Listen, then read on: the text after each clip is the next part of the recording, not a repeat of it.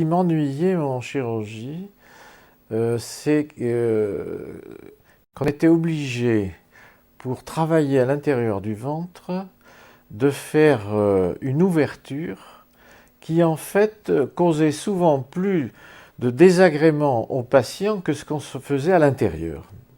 Alors c'est pour ça que depuis très longtemps, même ça remonte à mon internat, je me disais, comme tous les médecins se disaient depuis Hippocrate, si on pouvait jeter un œil à l'intérieur pour voir ce qui se passe. Et on ne pouvait pas, on était obligé. Je me rappelle quand j'ai commencé ma médecine, c'était en 54 par là, il n'y avait pas de radiographie impeccable, il n'y avait pas de scanner, il n'y avait pas d'ultrason. Donc la plupart du temps, il y avait de très bons cliniciens, ils analysaient très bien les symptômes, mais la plupart du temps, pour aboutir à une conclusion diagnostique, il fallait aller voir. Alors, quand j'ai commencé ma chirurgie et que je voyais mes patrons aller ouvrir un ventre pour vraiment voir ce qu'il y avait dedans, et dans, mettons, 25% des cas, ils ne trouvaient rien et refermaient, et qu'en plus, cet homme qu'on venait d'opérer, cette femme, allait souffrir pendant 15 jours, 3 semaines pour cicatriser tout ça, je me disais quand même quel gaspillage. Et quelquefois, ils en mouraient de cette simple laparotomie, parce que à l'intérieur, même si vous ouvrez, vous refermez, vous allez créer des brides à l'intérieur du ventre, et là-dessus, l'intestin peut se nouer, faire une occlusion, et les gens peuvent mourir. Donc, c'est pas un geste anodin. Alors, la révolution, et pour moi ça a été un truc fantastique, c'est que les progrès de la technologie, on peut vous citer une date, c'était 1986. Pour la première fois, on a eu une caméra qui faisait 10 mg de poids, qu'on pouvait mettre sur une petite lunette qui va à l'intérieur du ventre, et on pouvait diffuser une image sur un écran de télévision, et on voyait tout ce qui se passait dans le ventre. Donc le rêve, si vous voulez, qu'on faisait depuis Hippocrate, c'est 400 ans avant Jésus-Christ, hein, ça fait du temps. Eh bien ça y est, ça s'était réalisé. Alors on n'était pas les premiers à faire ça, parce que en fait les précurseurs, les vrais, c'est les gynécologues. Et vous savez pourquoi les gynécologues? Eh bien c'est à cause des femmes. C'est parce que quand les femmes ne pouvaient pas avoir d'enfants, malgré tous les progrès qu'on avait faits en hormonologie, etc., souvent le dernier recours, c'était d'aller voir pourquoi le système génital ne marchait pas. Et les jeunes femmes, par définition jeunes et soucieuses de leur beauté, refusaient qu'on aille ouvrir leur ventre pour aller regarder juste ce qui se passait là-dedans. Voilà. Donc c'est les gynécologues qui, les premiers, dans la première moitié du XXe siècle, avaient essayé de faire les premières. Mais alors la technologie était très très pauvre. C'est-à-dire qu'on n'avait pas une bonne lumière à l'intérieur, les systèmes d'optique n'étaient pas très bons. Et puis surtout, il y avait une ampoule électrique dans le ventre qui chauffait. Si jamais vous aviez le malheur de toucher un intestin, ça faisait des brûlures. Donc c'était très dangereux. Enfin, très dangereux. C'était dangereux. Et c'est pour ça que les chirurgiens disaient, bon, pour nous qui avons des choses très compliquées à faire, ça ne peut pas nous apporter grand-chose. Mais 86, technologie au point, on n'avait plus aucune excuse d'ouvrir des ventres pour aller voir ce qui s'y passait. Et le drame, et la chose étonnante, je rentre d'Afrique là, c'est que dans ces pays-là, eh bien, c'est encore ce qu'on fait, et les gens n'ont pas encore compris. Alors quelle chance on a de vivre dans ces pays chez nous où la technologie permet de faire ça. Pour moi, ça a été vraiment une révolution. Il faut sauter là-dessus pour faire progresser les choses. On a vécu une époque formidable parce que un petit groupe de chirurgiens dans les années 89-90 était initiateur de cette nouvelle technique qu'est la célioscopie. En fait, tout a débuté, a commencé avec la chirurgie gynécologique. Il faut reconnaître qu'à cette époque-là, nous étions au balbutiement d'une technologie nouvelle. La célioscopie était essentiellement diagnostique. Et à l'époque, ont réalisé quelques chirurgies telles que grossesse extra-utérine, kyste de l'ovaire.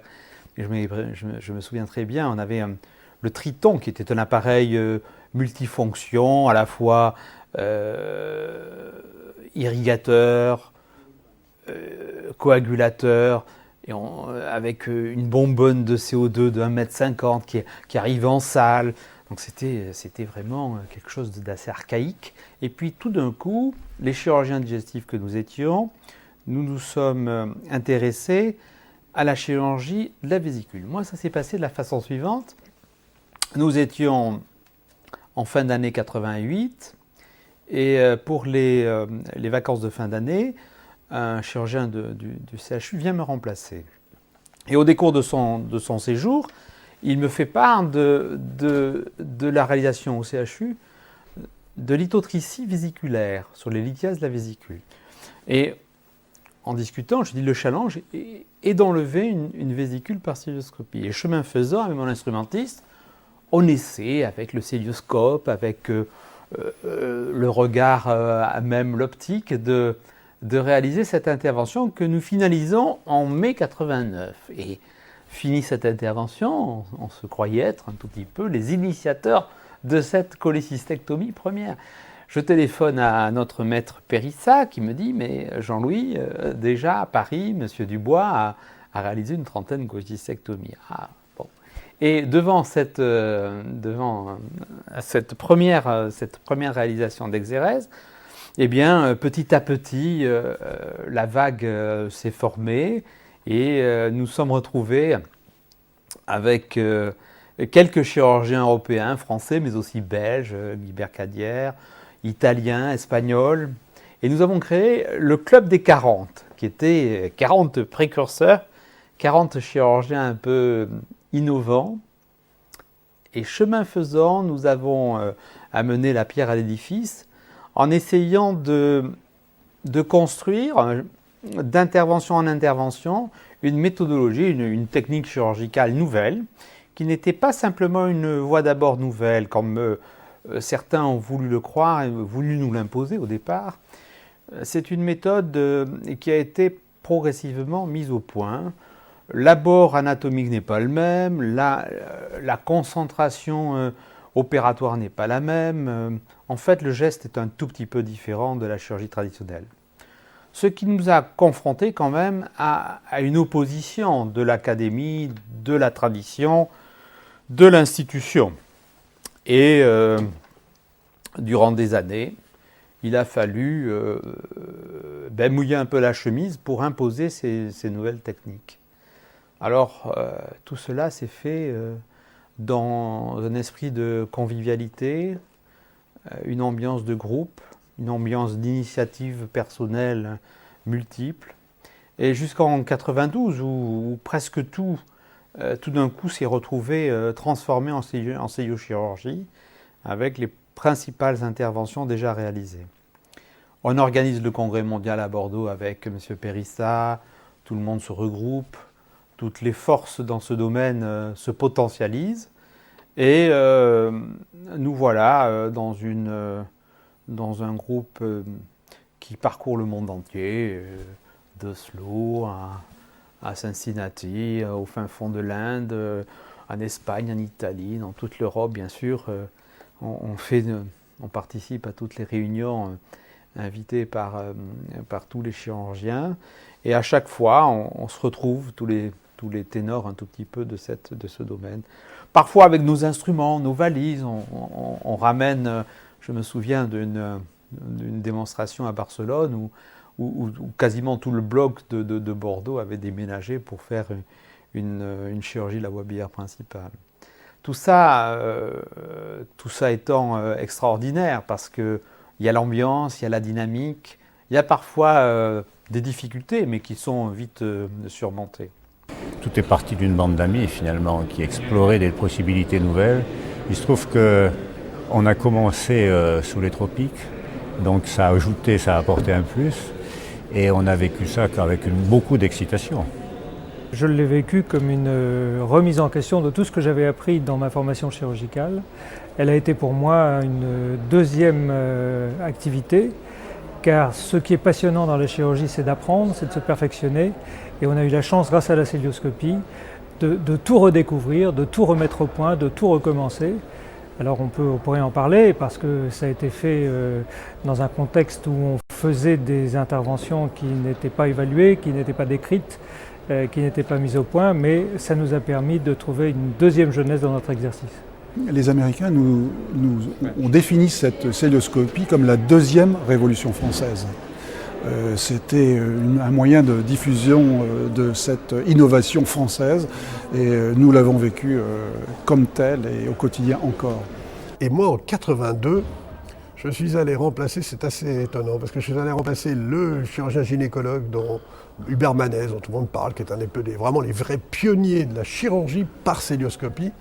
Et j'ai remplacé un chirurgien digestif, pas du tout là, et j'ai eu un malade qui avait une occlusion. 82, c'est-à-dire qu'on est à 8 ans avant, 7 ans avant qu'on en parle, et une occlusion, une jeune fille, et me dit on va le faire par cœlioscopie. J'étais complètement fou, en occlusion, c'est la contre-indication, parce que ça existait déjà la cœlioscopie diagnostique. Je dis on va pas faire, on va la traiter. Et comme cet homme était un homme sain, normal, j'ai dit écoute, t'es sûr de ce que tu fais? Je suis sûr, j'ai préparé toute l'étape d'opération pour être prêt à ouvrir, et on a fait la cœlioscopie, et c'était extraordinaire. Enfin, on s'intéressait aux malades. On ne s'intéressait plus à l'opération, mais aux malades. On a cherché à préserver son schéma corporel, à lui éviter les souffrances, à le faire sortir rapidement de ce lieu inhospitalier qu'est l'hôpital, c'est le cas de le dire. Et donc, pour moi, ça a été une révélation tout à fait extraordinaire, comme d'ailleurs à tous les collègues. Et je bénis cette période qui nous a fait connaître cette vraie révolution. Ça n'a pas été vraiment des combats. Ça a été, si vous voulez, une prise de conscience un petit peu avant les autres, quoi. C'est ça. Et alors, vous savez, dans le monde médical, c'est comme dans le monde scientifique. C'est d'ailleurs la médecine est devenue scientifique. C'est-à-dire que vous avez les choses qui ont été bien démontrées, bien établies et qui aboutissent à des résultats optimums. Et alors, en science, on n'a pas le droit de se gourer, mais en médecine encore plus. Bon, si vous vous trompez sur la trajectoire d'un satellite, vous allez perdre des millions de dollars. Votre satellite va aller s'écraser par là où il faut pas. Mais nous, on a à piloter un truc sur quelqu'un de malade. Donc, pratiquement, on n'a pas le droit à l'erreur. Alors, ça fait que les techniques qui sont bien au point, les gens qui les apprennent, qui les appliquent, donc qui ont des résultats corrects avec, ils y regardent à 2 fois avant de changer. Hein. Alors là, ça a vraiment bouleversé les choses, parce que pour passer de la chirurgie à ventre ouvert à cette chirurgie qui se fait sans ouvrir, il faut réapprendre tout son métier, de A à Z. Hein. Alors un chirurgien qui a 55 ans, qui est en pleine possession de ses moyens en chirurgie ouverte, on peut dire que à partir de cet âge-là, j'ai mis 55 ans parce que j'ai vu quand j'ai fait les premiers cours, au-delà de cet âge-là, on réapprend difficilement des nouveaux réflexes. Donc, il y a eu une espèce de résistance là-dessus.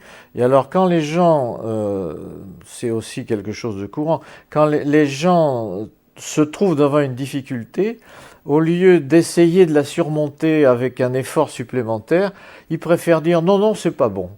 C'est un réflexe de fuite, si vous voulez. Voilà. Alors, ce qui m'avait plu dans cette aventure, et ce qui me paraissait quelque chose de fantastique, c'est que plus vous êtes jeune, plus vous êtes innovant. Et les premiers qui ont été séduits par ça, c'est les jeunes.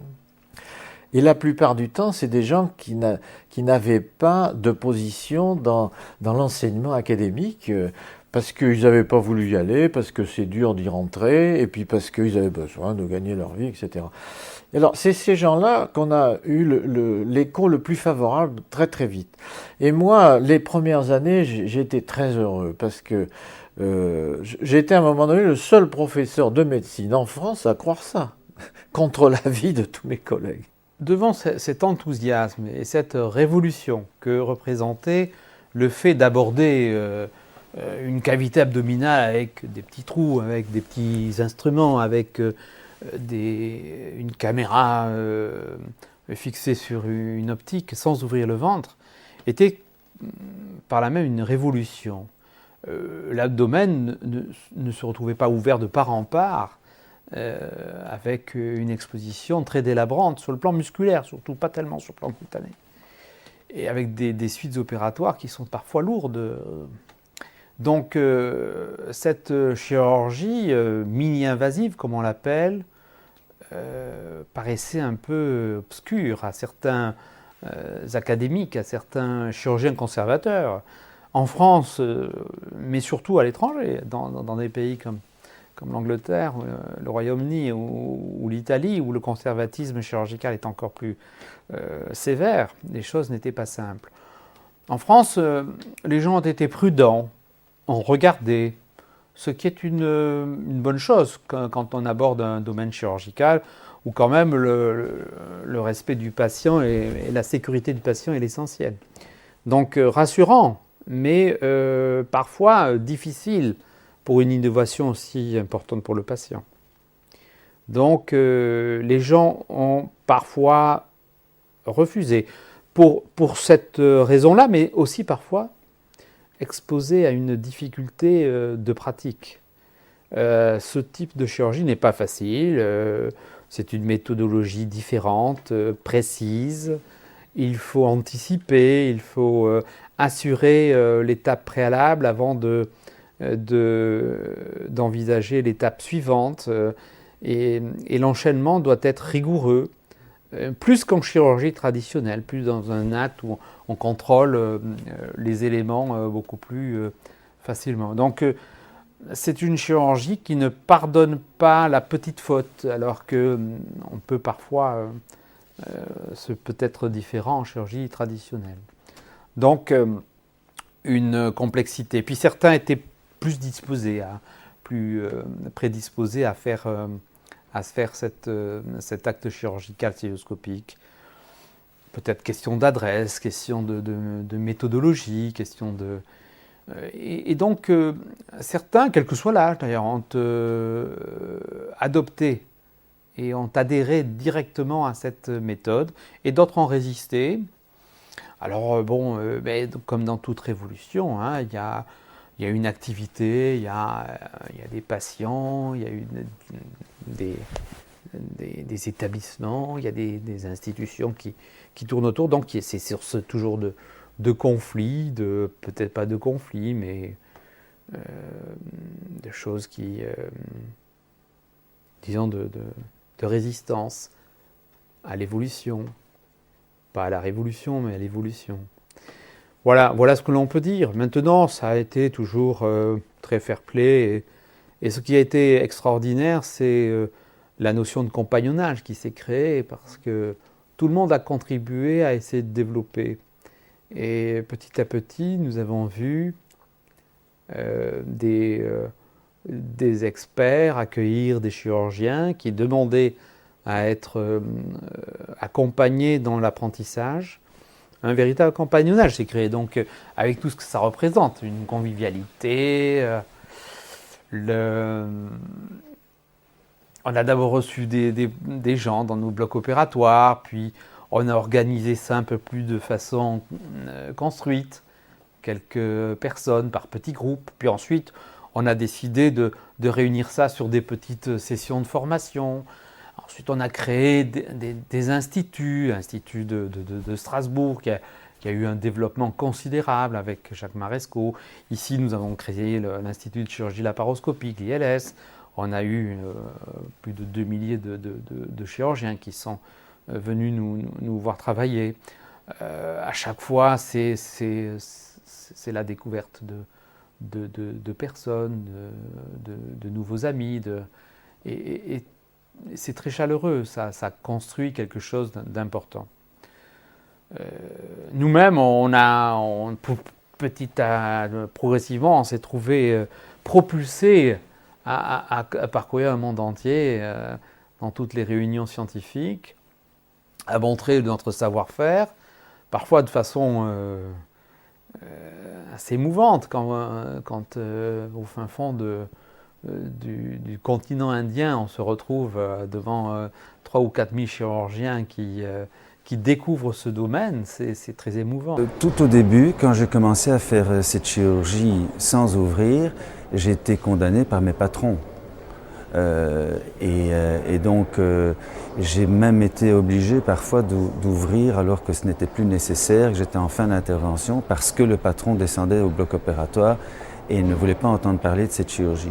Et pourtant, ce n'était pas un patron qui était particulièrement obtus, mais c'était dans la ligne des choses et c'était difficile pour les patrons de réapprendre une nouvelle chirurgie et d'accepter l'idée qu'ils cessaient d'être la star de leur service. Et c'est un peu ce qui s'est passé. Donc c'était difficile. D'un autre côté, grâce à Jean-Louis Duluc, grâce aux autres pionniers, on s'est réunis et on s'est persuadé qu'on avait raison. Parce que sinon on se sentait un peu seul, chacun dans son coin, chacun dans son université, chacun dans son pays. Et Jean-Louis Duluc a organisé des réunions extrêmement conviviales et on s'est rendu compte qu'on n'était pas tout seul à faire cette chirurgie. Et puis on a fait un club de pionniers et c'était avec des membres internationaux. Donc c'était une aventure assez extraordinaire. Et au fond, la seule personne qui avait donné une crédibilité à cette chirurgie innovante et qui faisait partie de l'université et qui avait un poste important, c'était Périssa, Jacques Périssa. Et donc lui a donné sa caution morale et ça nous a permis de nous développer, mais d'une manière internationale. Je crois que la celluliochirurgie, elle n'est pas véritablement partie de l'académie, elle est surtout partie des praticiens eux-mêmes. C'est vrai qu'au début, il y a eu quelques petites difficultés avec l'enseignement académique, plus que l'académie en elle-même. Il y a eu quelques petites tensions peut-être.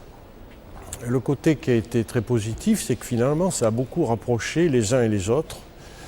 Il y a encore quelques esprits chagrins qui sont toujours réticents, mais au fil des années, les choses s'améliorent. J'ai vécu une confrontation très forte parce que, pour une double raison. D'abord, il y avait des modifications technologiques importantes apportées par la celluliochirurgie. Et deuxièmement, il faut que vous sachiez que ces innovations étaient apportées par le monde libéral par rapport au monde public. Et donc, il y a eu une double confrontation. Moi, je venais de sortir, pour ce qui me concerne, des hôpitaux. J'étais installé depuis peu de temps. Et j'étais en opposition, non pas en opposition de principe, mais en opposition de travail avec les gens de mon ancienne école. Et en même temps, il y avait une nouvelle technologie qui arrivait. Donc, si vous voulez, j'ai vécu ça comme une confrontation particulièrement intéressante, à double titre. En fait, c'est une révolution pour les malades, parce que ça a changé complètement le post-opératoire. C'est-à-dire que les gens se sont retrouvés, et là, ça nous a étonnés, et puis on était complètement en admiration. Enfin, quand on opérait quelqu'un, ou quand on opère quelqu'un en chirurgie ouverte, le lendemain matin, quand vous allez voir votre opéré, vous avez quelqu'un dans un lit qui est content de vous voir, qui vous sourit, mais qui fait très vite la grimace parce que sa plaie lui fait mal. Et là, le premier matin, je me rappelle, moi je dis bonjour, c'était une dame, je l'ai opérée comme ça. Bonjour docteur, elle était en train de se refaire une petite beauté devant son truc dans la salle de bain. Je rêve, quoi, c'est pas possible. Et puis elle m'a dit, premier mot, alors ça va, oui, j'ai faim. Ah bon, très bien. Et donc on a pu, dès le lendemain, nourrir ces gens. Ils pouvaient déambuler, ils avaient pas mal à leur cicatrice. Et puis au début on les gardait un petit peu parce qu'on se disait, bon, qu'est-ce que ça va donner à long terme. Mais maintenant on les fait sortir le lendemain ou 2 jours après. Et ceux qui ont des bonnes conditions de surveillance chez eux, on peut même les renvoyer chez eux le soir, quoi. Alors dans ce sens, ça a été une espèce de révolution, mais je crois que dans l'histoire de la chirurgie, enfin je suis peut-être un peu chauvin et orienté, mais je pense que ça s'est passé dans les années 89-90. Je pense que ça va rester dans l'histoire comme le moment où la présence des mains du chirurgien dans le corps de son malade n'est plus indispensable. Voilà. Je crois que ça va rester pour toujours. Et alors, comme on est français et un peu chauvin, comme on a commencé en 1989, 200 ans après 1789, j'avais montré, comme je parlais bien anglais, c'est moi qui étais le premier, et on était plusieurs à faire ça en France, à aller porter ça aux États-Unis. Bon, et alors, dans un grand congrès des États-Unis. Alors, je montre ça, les chirurgiens américains complètement asphyxiés. Et ils viennent me voir, ils me disent « Unbelievable ». Mais vous savez ce qu'ils disent après? Ils disent « We must do this tomorrow ». On fera ça demain. Ça c'est américain. Ici en France, chez moi, là, quand on a voulu commencer à diffuser ça, on a dit on a besoin de voir les industriels, de faire des investissements et tout. Plus personne. Les Américains, ils ont sauté là-dessus. Fantastique, ils y ont mis des chercheurs, ils ont développé des instruments. Parce qu'au début, on opérait avec des instruments, je me rappelle à Bordeaux, moi j'ai emprunté les instruments des gynécologues pour faire les premiers cas, quoi, qui n'étaient pas adaptés, ces instruments. Donc c'est nous qui en avons dessiné des nouveaux, etc. Mais on ne les a pas fait faire en France. Personne n'était capable de faire ça ou de mettre un investissement là-dessus. Alors les Allemands en Europe, ah oui, ça, les Allemands, ils ont tout de suite marché là-dedans. Et actuellement, on travaille avec eux. Et puis les Japonais qui ont suivi, et les Américains, alors là, tout de suite. Et eux, ils en sont très conscients d'ailleurs parce qu'ils le disent encore. Et dans un article d'un grand journal américain qui était sorti dans les années 90, ils ont dit « A second revolution is coming from France ». La deuxième révolution. D'emblée, ceux qui ont cru à l'affaire ont développé cette révolution, ont été à l'origine de cette révolution. Mais il y avait un credo qui était non pas pensant qu'il y avait quelque chose de nouveauté, la recherche d'une nouveauté de façon absolue, mais surtout un bénéfice patient qui était important. Quand on a vu aussitôt nos malades être debout le lendemain, vaquer à leurs occupations, avoir une activité intestinale normale avec à peu près un gain de temps multiplié par 3 ou 4. Ça nous a troublés et on s'est dit mais il y a quelque chose là, il faut se battre et il faut trouver, il faut développer.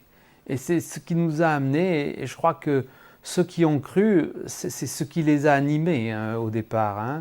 On était là pour soigner des gens, mais si on leur faisait gagner un bénéfice considérable, c'était un enjeu pour nous très intéressant.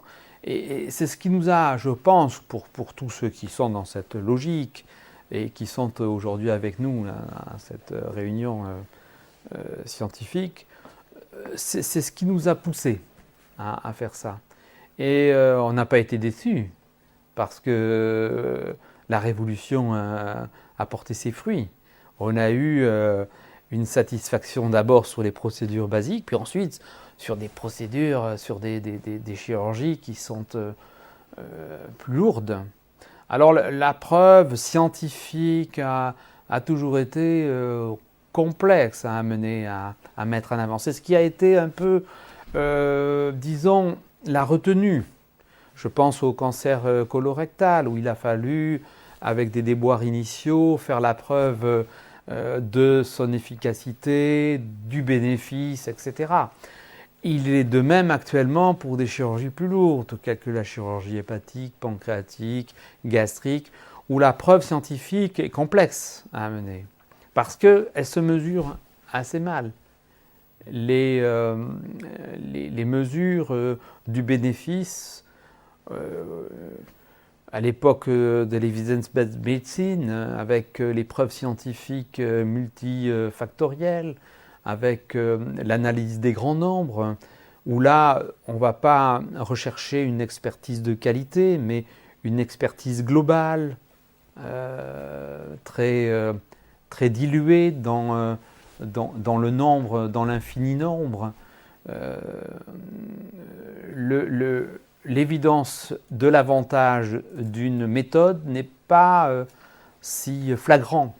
Donc, une difficulté à faire la preuve de l'avantage de la méthode. Ça, c'est très important. Surtout actuellement, où ces techniques et cette science, soi-disant, entre guillemets, science médicale d'analyse statistique, n'est pas en faveur d'une excellence.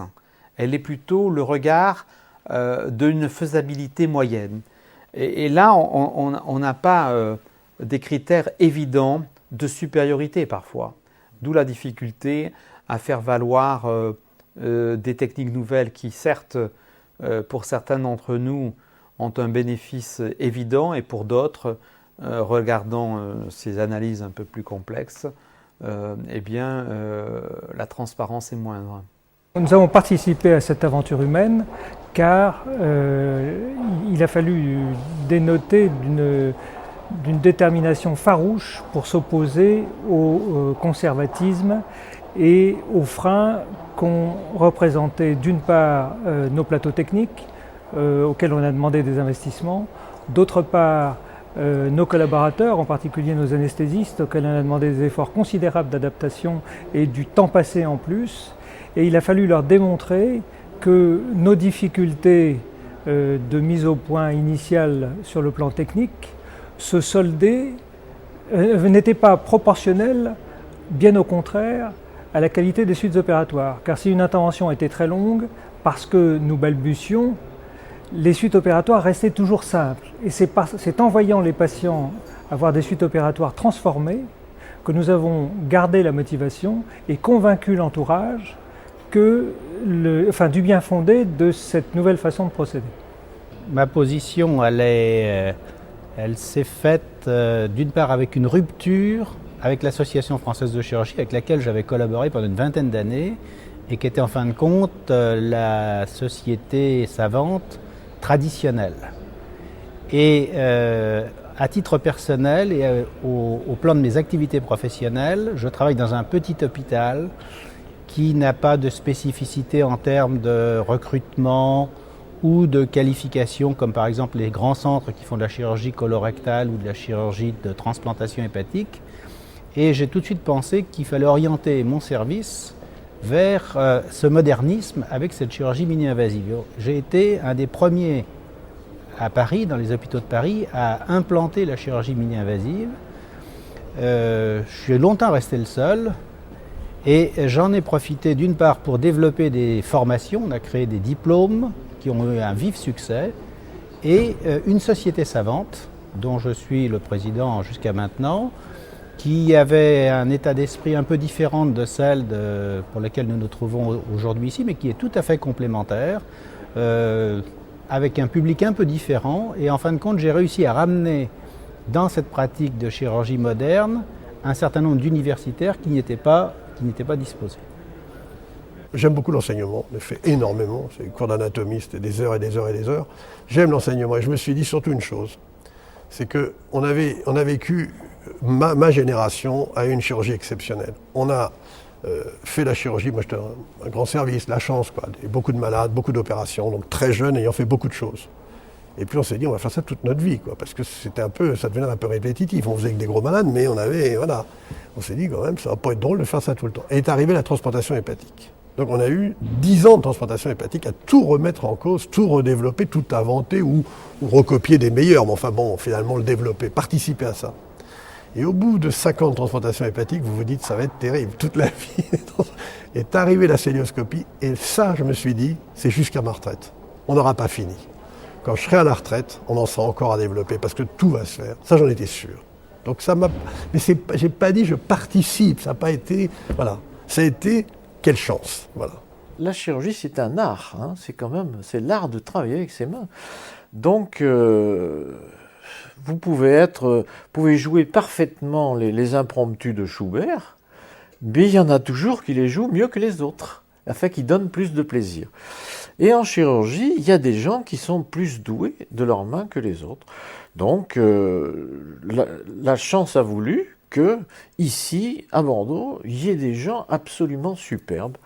Et parmi eux, il y a l'école de Bagatelle. Là, moi qui connais le monde entier dans des chirurgiens qui font ça, je pense qu'ils sont dans les 10 premiers du monde. Hein.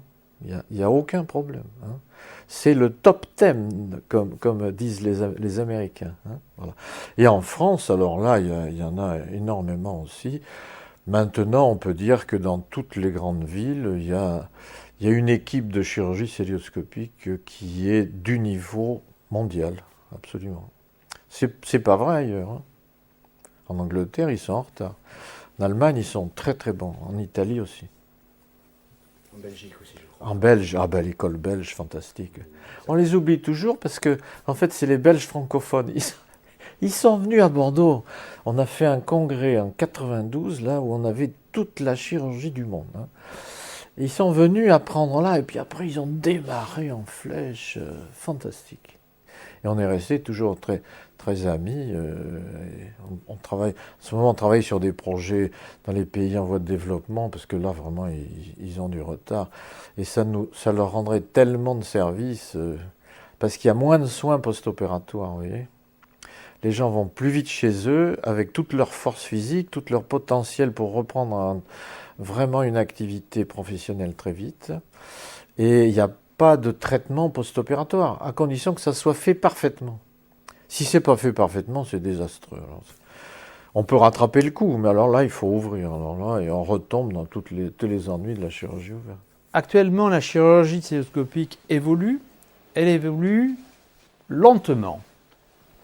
C'est une vague, une lame de fond qui évolue progressivement, mais avec constance. Pourquoi ? Parce que c'est le patient qui fait la différence. Il y a des résistances qu'on a évoquées, qui sont des résistances académiques, de complexité de mise en œuvre, complexité de réalisation, qui font que rien n'est simple. Cependant, elle évolue. Et après avoir été l'affaire des experts, elle est maintenant l'affaire du tout venant.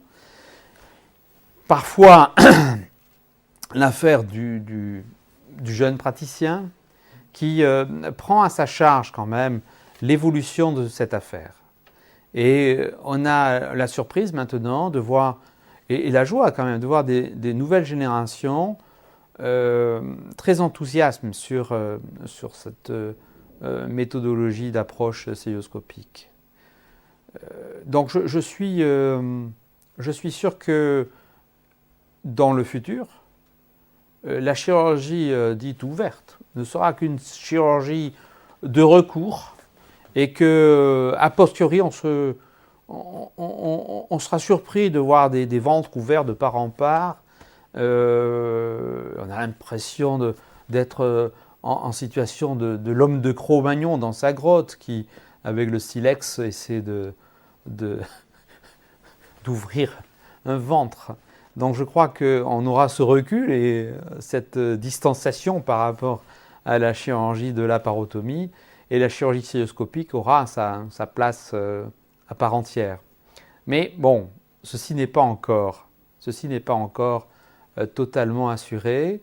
Il faut encore que la technologie qui nous a aidés, il faut bien le reconnaître, tous les progrès qu'on a vécus pendant ces 15 dernières années, c'est essentiellement des progrès techniques, avec un progrès de l'instrumentation, un progrès de l'image. L'image est quelque chose qui nous est indispensable, puisque on intervient par le miroir de celle-ci.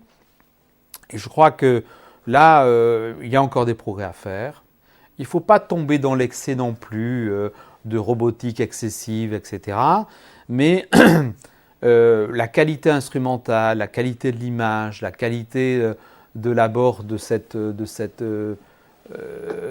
surface opératoire qui est le patient est très important. Et nos plateaux techniques font des progrès de jour en jour, ce qui nous permet de progresser. Il y a aussi les nouvelles techniques de contrôle, de coupe, de contrôle de l'hémostase, qui ont transformé notre façon de gérer le geste opératoire. Ce qui fait qu'on s'est retrouvé, grâce aussi à cette nouvelle technologie cœlioscopique, avec une évolution du matériel chirurgical considérable. L'objectif n'est pas atteint, mais là vous voyez à Bordeaux, quand même on se rend compte que les jeunes chirurgiens des nouvelles générations viennent à cette technique quand ils veulent faire chirurgie. Ils sont obligés. En revanche, si leur patron, leurs maîtres, ne sont pas dans cette technique, ils ont un problème. Parce que le patron, on est en France, la hiérarchie existe, donc ils acceptent de leur montrer, de les laisser aller voir, mais c'est eux qui décident toujours. Donc il y a un problème qui se pose là.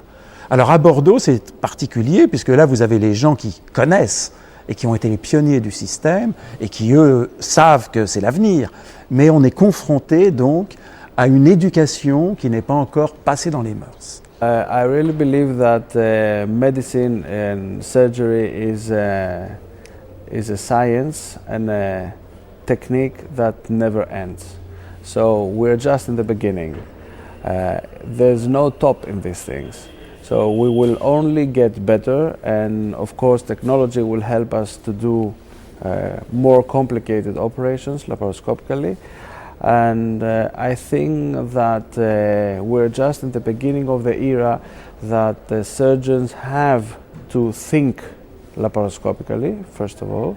So after that comes to operate laparoscopically, and the next day will be to have open surgery only in exceptional cases. Well, you can never foresee the future. There will always be technical improvements, I'm sure. I'm not better than anybody else to tell what, but I'm sure there will be even more development, of course. But I think that we have a very good, firm basis to stand on today regarding instrumentations and technology techniques. We can do fantastic things with what we got today also. But of course, there will be still more coming on, I'm sure. La laparoscopie a cela de fascinant on opère de façon indirecte par le biais d'images numériques, et donc on peut facilement transmettre exactement la même chose que ce qu'on voit lorsqu'on opère par différents biais, donc soit sur des écrans, soit en visioconférence, et c'est d'une dimension qu'on a exploitée très largement par des staffs internationaux, par une diffusion des images, des téléconférences. C'est ce qui a permis également probablement la diffusion à l'échelle mondiale très rapide de la laparoscopie, pratiquement comme une traînée de poudre. C'est cette facilité de montrer des images de qualité lors des congrès. Lorsqu'on est chirurgien et qu'on voit une technique chirurgicale réalisée, on juge immédiatement de la qualité de cette intervention, dès le premier regard presque. Et c'est certainement ce qui a permis cette diffusion et cette participation à de très nombreux congrès dans ce domaine. La visioconférence en tant que telle est un aspect très intéressant, puisqu'il permet, sur des très grandes distances, avec les États-Unis, avec l'Asie, on l'a fait très fréquemment, de parler d'une technique, de montrer une intervention pour des internes, pour des chirurgiens plus seniors, voire pour des staffs entiers cette institution étrangère. Et c'est un aspect très particulier de la laparoscopie. Dans l'ancien temps, la laparotomie ne permettait pas de montrer exactement ce qu'on faisait. Et c'est une dimension tout à fait nouvelle aussi, spécifique à la laparoscopie, qui a réintroduit également ce compagnonnage, des gens qui viennent voir ce qu'on fait, qui viennent te voir également, Jean-Louis, et qui restent 1 mois, 3 semaines, 6 mois pour se former, pour voir un maximum d'interventions, et retournent ensuite chez eux, après avoir vu un maximum d'interventions, appliquer ces techniques dans leur propre institution.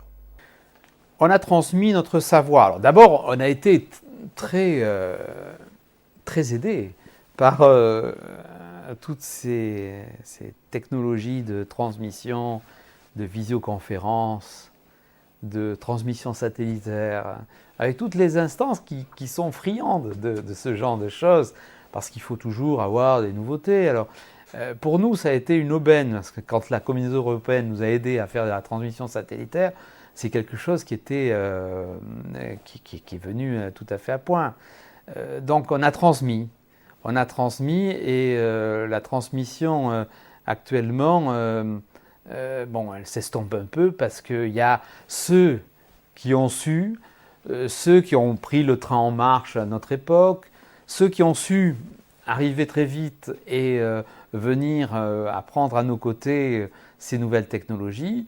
Puis il y a ceux qui n'ont jamais fait l'effort et qui ne le feront jamais, il faut bien le reconnaître, qui malheureusement sont restés sur le bord du chemin et qui ont jeté l'éponge. Bon, maintenant il y a tous ceux qui observent un peu le travail fini, c'est la jeune génération. Tout a été un peu, on a joué le rôle de pionnier, de découvreur, et maintenant le terrain est fait pour pratiquer avec des règles. Je crois qu'on a su défricher le chemin, et le chemin est tracé, et qui est quand même emprunté par une toute nouvelle génération qui est très prometteuse. Parce que c'est quand même la génération du Playmobil, du Game Boy, et qui se plaît à jouer avec cette interface vidéo. Et je dois dire que les évolutions technologiques sont dans cette logique. Et ça reste assez cloisonné parce que le jeune, il fait son tri lui-même, mais il est quand même sous l'influence de son patron. Donc si son patron lui dit que ça sert à rien, et ça arrive souvent, le jeune est embêté, se trouve en porte-à-faux. Et même si lui pense que c'est bien, il n'osera pas aller contrecarrer son patron. Donc c'est pas évident. C'est pas évident et c'est pas simple à mettre sur pied. Alors en plus, il y a le problème de la technicité à développer. C'est comme tout, plus vous en faites, mieux vous faites. Donc il faut en faire. Je pense que les jeunes sont comme les enfants qui se sont rapprochés à l'ordinateur.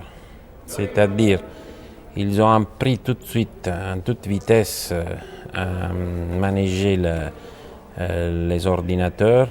Et donc, les jeunes qui apprennent maintenant la chirurgie cœlioscopique ont le même avantage, même s'ils ne peuvent pas être à l'aise s'il y a le moment de la conversion.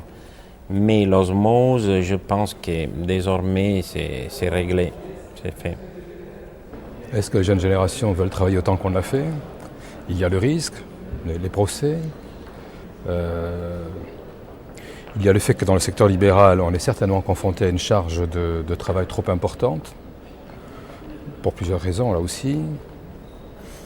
Donc peut-être que les jeunes n'ont plus tellement envie de venir dans ce profil d'activité, peut-être.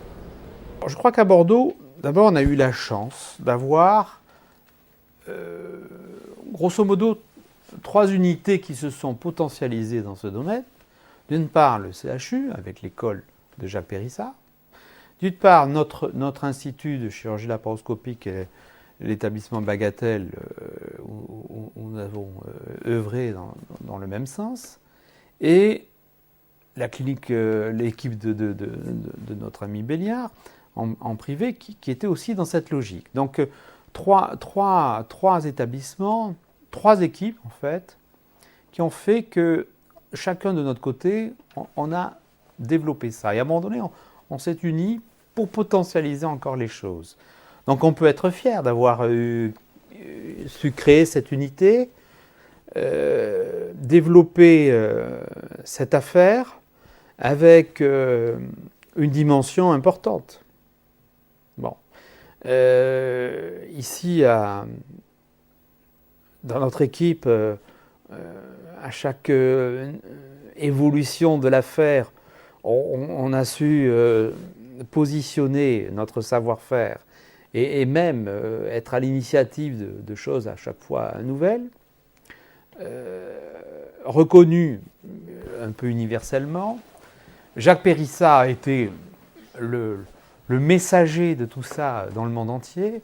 Moi-même, j'ai été aussi sollicité par de nombreuses actions de représentation, de diffusion, d'enseignement, avec tous les moyens que ça nécessite. Et je dois dire que l'école bordelaise s'est bien portée et positionnée. Bon, sans oublier quand même les autres actions françaises, qu'elles soient lyonnaises ou la région lyonnaise et l'équipe lyonnaise est un peu à l'initiative aussi de ce domaine. Paris avec toute l'équipe des des Parisiens, de Montsouris et de M. Dubois initialement ont fait beaucoup. Strasbourg, sous la dynamique de Jacques Marescot, est une étoile universelle maintenant dans ce domaine. Donc, puis tous les gens qui ont participé un peu isolément à notre dynamique. Alors on a su aussi créer une unité nationale d'association de cette chirurgie-là. Il a fallu le faire. Il y a eu parfois, bien sûr, dans tout un groupe humain des frottements, mais je crois que la dynamique laparoscopique et cystoscopique s'est jouée un peu de tous ces petits conflits ou ces petites rivalités. Et on en arrive aujourd'hui à avoir à la fois une reconnaissance internationale. La France est quand même à l'initiative de ce domaine, est bien positionnée. On a au niveau de l'Europe comme au niveau de l'international une reconnaissance de cette pratique chirurgicale vraiment validée. C'est peut-être pas une fierté, mais je crois que ça m'a donné, si vous voulez, l'impression que j'ai fait quelque chose d'intéressant pour les gens dans ma vie. Et alors, je crois que c'est la plus grande récompense que vous pouvez avoir, c'est sûr.